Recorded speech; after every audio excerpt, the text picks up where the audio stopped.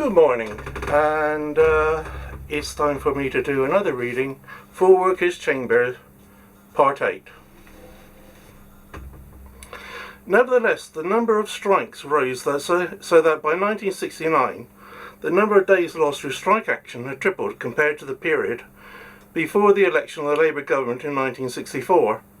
As a result, the government attempted to introduce legislation limiting the union's ability to strike with the publication of Barbara Castle's White Paper in place of strife in 1968. This would allow the government to impose settlements on disputes between unions. The government would also have the power to impose a conciliation pause, which would force workers on an unofficial strike to return to work for 28 days. The government also intended to set up an industrial board which would fine strikers who failed to return to work after a settlement had been reached or imposed. On the other hand, the White Paper also included measures which would make union recognition easier. It is not surprising that the bill was defeated and the government relied instead on the TUC's promise to stop unofficial strikes, which was also unsuccessful. After winning the 1970 election, the new Conservative government under Edward Heath introduced its own legislation to curb strikes. This was the Industrial Relations Act of 1971, which was produced with little consultation with either the unions or the Confederation of British Industry. This set up a National Industrial Relations Court with the power to impose a cooling-off period of 60 days before a strike could legally begin. Written agreements between unions and employers were made legally binding unless the agreement contained a clause stating that this was not so, and the court could punish those who broke them or encourage others to do so.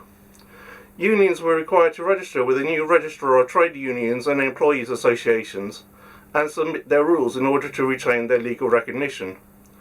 This also allowed the authorities to identify those calling for a strike. The court could also insist that a ballot be held before a strike could be called. The clothes shop was made illegal, and the court had the power to fine unions for unfair industrial practices. Not only this, it could also impose fines on individual strikers with a further threat of imprisonment for those that did not pay.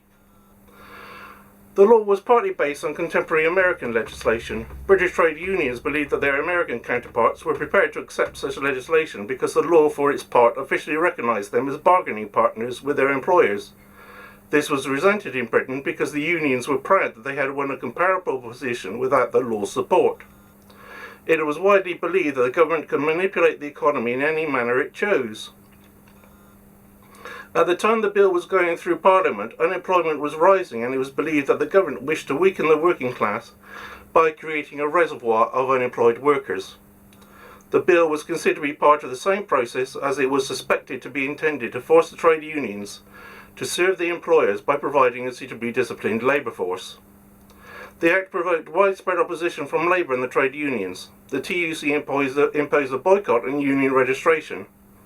It demanded that affiliated unions should remove themselves from the official register. Those that did not were either expelled or suspended. It suspended 32 unions in 1972 and expelled 20 the year after. The unions also held one-day strikes against it. The railway unions, London dockers and engineers also struck in defiance of the new legislation. When 5 London dockers were sentenced to jail for refusing to obey the court's order to stop them blacking certain lorries, 30,000 dockers went on strike in protest, and the TUC threatened to call a one-day general strike. The government was forced to have the men released on a technicality by the official solicitor. The most of the series of strikes at this time was the National Miners' Strike, which eventually forced the government to concede a wage rise of 17 to 20%, well above that offered by the Coal Board. The government also introduced a new Pay Board and Prices Commission. The last great attempt to govern Britain in cooperation with the unions and using the corporatist machinery of planning and industrial consultation occurred with the 1974 Labour government and the Social Contract. This had begun early in 1973 and was finally announced in June the same year. It was based on an agreement between the Labour Party and the TUC about prices, rents, taxes, food subsidies and pensions. The Labour Party committed itself to repealing the 1971 Industrial Relations Act and the abolition of the Pay Board. Rents were to be frozen and food subsidised. Old age pensions and other benefits were to be increased. VAT was lowered and prices frozen. The nationalised industries were also subsidised and allowed to run into debt. In return, the TUC's General Council in June 1974 recommended that the unions should only demand wage increases to keep them level with rising prices, including those that were expected before the next pay agreement. The TUC also agreed to limit demands for pay rises to once a year. Responsible trade union leaders, as well as business and the government, were also worried that inflation in Britain was worse than in most of its competitors. In July 1975, the TUC accepted that an incomes policy was needed, though it insisted that this should be voluntary. The Labour Party also announced that it would introduce a new industrial strategy, which in fact was merely an extension of the old corporatism, begun in the 1960s. The NEDC was to continue with regular consultations between the government and the representatives of management and the trade unions. The government also intended to make planning agreements with individual firms which would be based on their prior performance, the demand for their products or services expected in the future, and possible technical developments. A National Enterprise Board was also set up in 1975 as a major part of this new strategy. This was to be the means through which the government would channel its funds to invest in particular forms. Excluding spending on Concord, total government funding for the improvements and innovation in industry increased by 39% at constant prices between 1973 to 4 and 1975 to 6. General government support to industry increased by the same amount, and subsidies granted to the regions increased by 63% at constant prices in the same period. The social contract finally collapsed in 1979 with the winter of discontent. The unions demanded wage increases far in excess of the 5% increase intended by the government. A wave of strikes followed, including local authority manual workers, the Ford workers, lorry, tanker and ambulance drivers, water and sewage workers, dustmen, nurses and the Liverpool grave diggers. On 28 March 1979, the Prime Minister, James Callaghan, was defeated by a single vote in a vote of no confidence. Parliament was dissolved and an election called on 3rd May. This resulted in a Conservative victory. The party returned to power with 43 seats, and its leader, Margaret Thatcher, became Britain's first woman Prime Minister. The new government began to reverse the previous 18 years of state intervention through a mixture of privatisation, benefit cuts and legislation intended to break the power of the unions.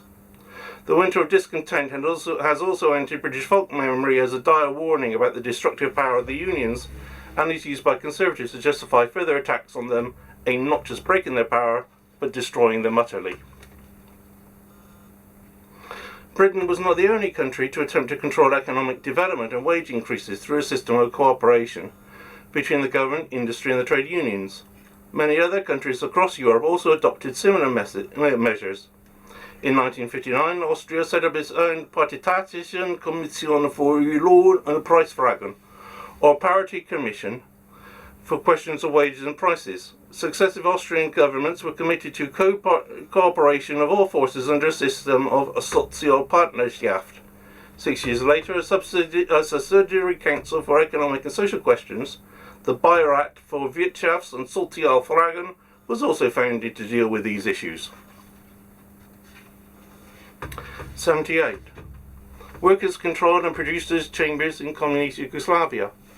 Apart from the Soviet Union at the revolution, Yugoslavia also introduced a system of workers' councils as part of their system of socialist self-management set up when Tito broke with the USSR under Stalin. As well as the workers' councils operating at the level of the individual factories, the system also included producers' chambers as part of the structure of government at the local, national and federal level. The 1953 constitutional law provided that local councils consisted of two chambers. One was elected by universal suffrage, while the second was a council of producers elected by the works councils. The same law also established that the Federal Assembly also had a bicameral structure. It consisted of a federal council, which included the former Council of Nationalities, and a producers' council. This latter consisted of delegates from the workers' councils' assemblies, elected by various groups of producers. The programme of the League of Communists of Yugoslavia of April 1958 declared that, in present circumstances, the chambers of producers in all representative organs, from the communes all the way up to the federal level, are playing an important role in the fostering of socialist democracy. In our system of social self-management, the chambers of producers have emerged as a special form of democracy, providing the means for the working class to exercise its leading role and ensuring its close ties with the other working people in the present phase of development of socialism in our country.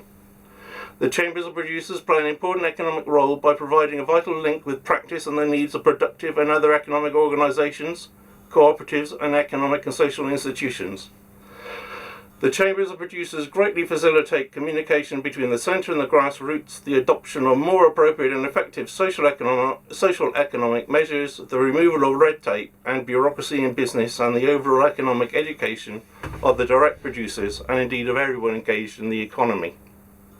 While the self-management system of workers' councils and producers' chambers became the basis of Yugoslavian communism, they nevertheless caused controversy. The system's architect, Edvard Kardiel and Milovan Djilas, both lost favour as their views of the new system was considered syndicalist and corporatist.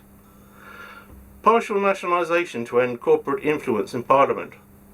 Apart from establishing a workers' chamber to represent working people against the interests of the industrialists in Parliament, corporate influence could also be curtailed through the partial nationalisation of the industries of the businessmen sitting as MPs. Those businessmen occupying seats in Parliament do so in the hope of acquiring government contracts or favourable deals for their businesses. As they expect the state to serve them, it is only natural that their industries should be partly nationalised in order to provide public accountability to the state's ultimate masters, the citizens. The same should apply to the outsourcing companies also competing for government contracts. As they wish to perform the functions of government, they should be bound by the same rules as state enterprises, including public accountability. They should be required to open their accounts and disclose their costs, just as state industries are required. Today, the companies competing for public contracts, including private healthcare companies demanding work for the NHS, are exempt from such requirements on the grounds of commercial confidentiality. But if they are accepting work and performing as effective instruments of government, such confidentiality has to end. There is also an historical precedent for this from pre-fascist Italy. The free trade liberisti recommended the partial nationalisation of the arms firms, as they were suspicious of the influence of the arms manufacturers on government policy. And that's the end of part 8. Thank you for listening.